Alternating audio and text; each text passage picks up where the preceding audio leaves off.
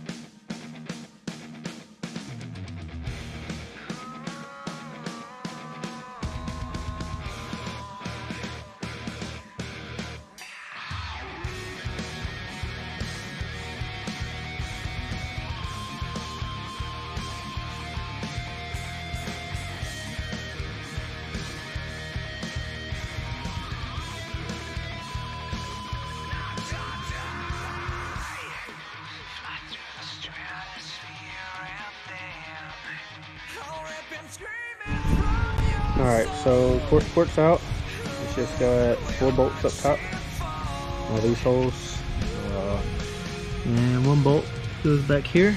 Headlights, most people know how to do the headlights already, but 3 bolts there, there, and there, and then we'll snatch them out, and we'll keep on making some progress.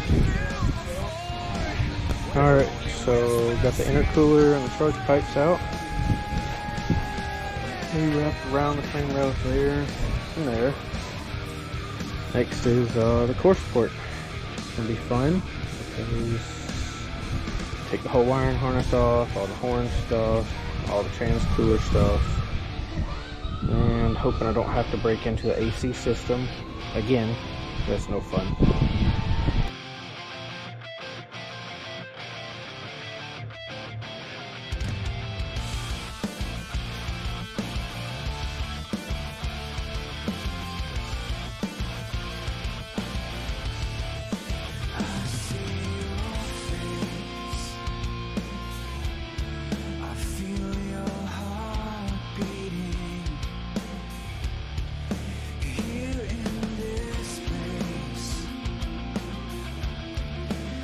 Alright, so recap from yesterday, you got the turbos out. You can see there's a little bit of a color difference on the inside of the exhaust housings.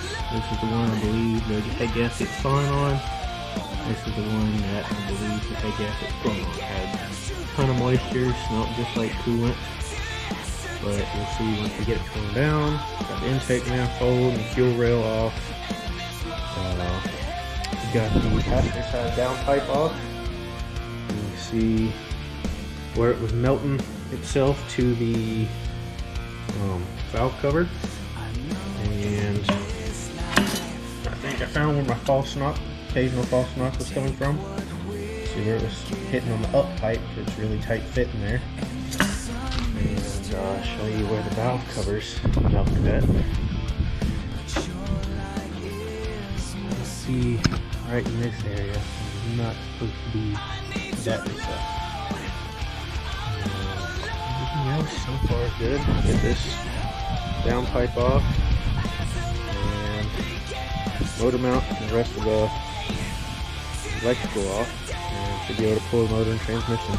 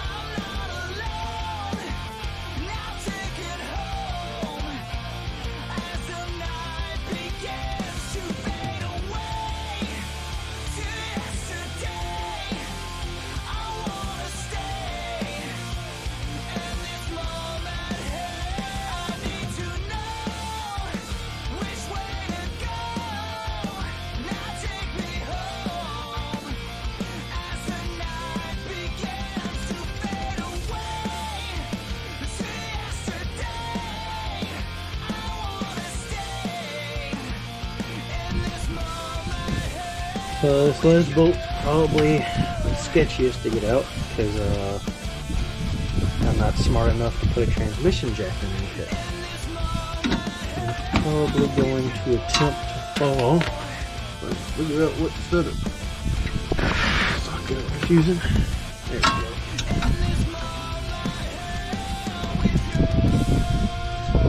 Just make sure he ain't underneath it.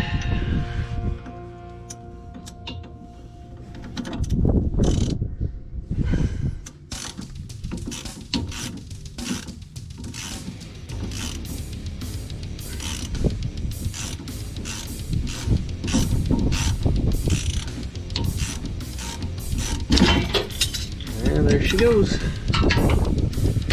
Now I just gotta get the motor mounts out and she should be ready to pull.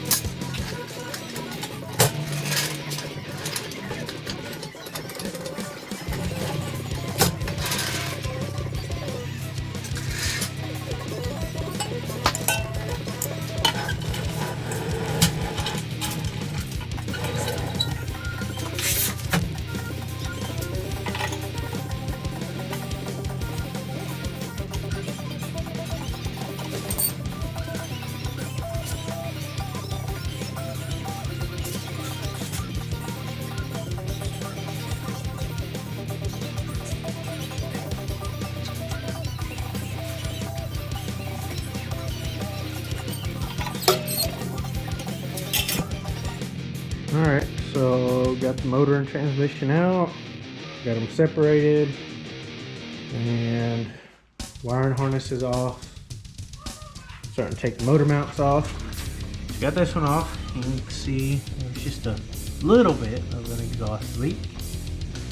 And it's probably one of my issues, gotta get fixed. Send these off to the machine shop, and probably gonna get them ceramic coated once they come back. But that's the progress so far. So got the exhaust manifold off. You can see it looks like cylinder 5 was the biggest culprit to that exhaust leak. Cylinder 8 seems to have some right in here, but nowhere near as bad. Have to get the gaskets off. This is the inner gasket which hits the head. This is your sandwich plate. This is the outer gasket for the manifold. And it was missing a whole quarter of it. So that would probably result or be the culprit of the slow lag times. The log itself seems to be fine. Nothing looks too discolored or too bad in there. And my assumption is maybe cylinder 5 had the most drive pressure, because each cylinder as it goes possibly building up more pressure down the way. Don't really know much about turbo systems, but that's my theory at least. But we'll get the other side ripped off, and well, we'll send an update on that one as well.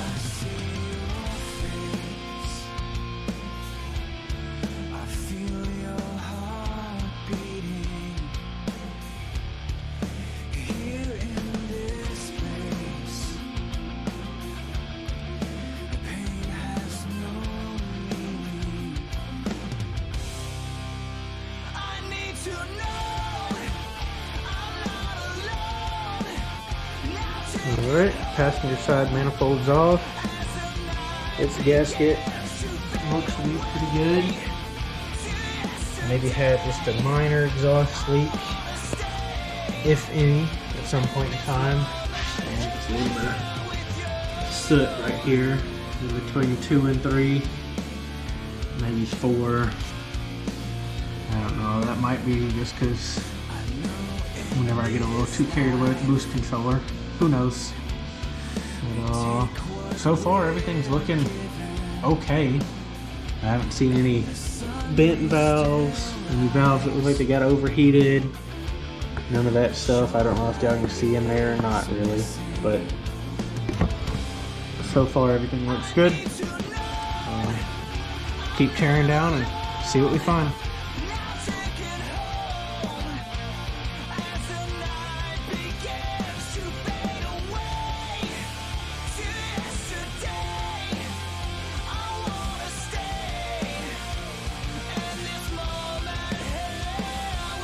Alright, so got this valve cover off.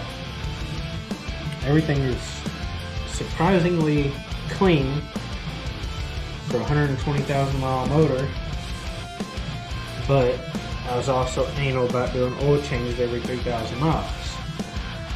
So maybe this is to prove that Ford and their 10,000 mile service intervals is bullcrap, or maybe I'm just too OCD and these motors run that clean. But we shall see as we continue tearing down. I'll keep you right here beside me. I need to know I'm not alone. Now take it home as the night begins to fade away to yesterday. I wanna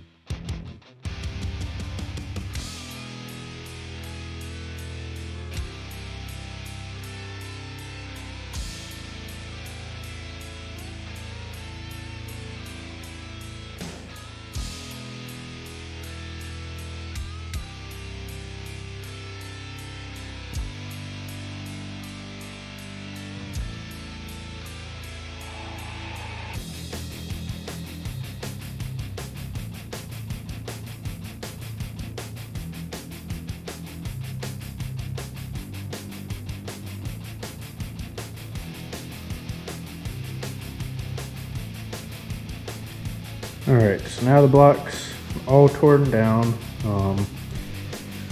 Put new oil pump gear in. The boundary kit with their timing chain sprocket. Got this head back on. It's not torqued down or anything just yet. Just sitting on there snug. Went ahead, cleaned our intake manifold sits because it was awful dirty. And this should be the end of the teardown. Start putting it back together now.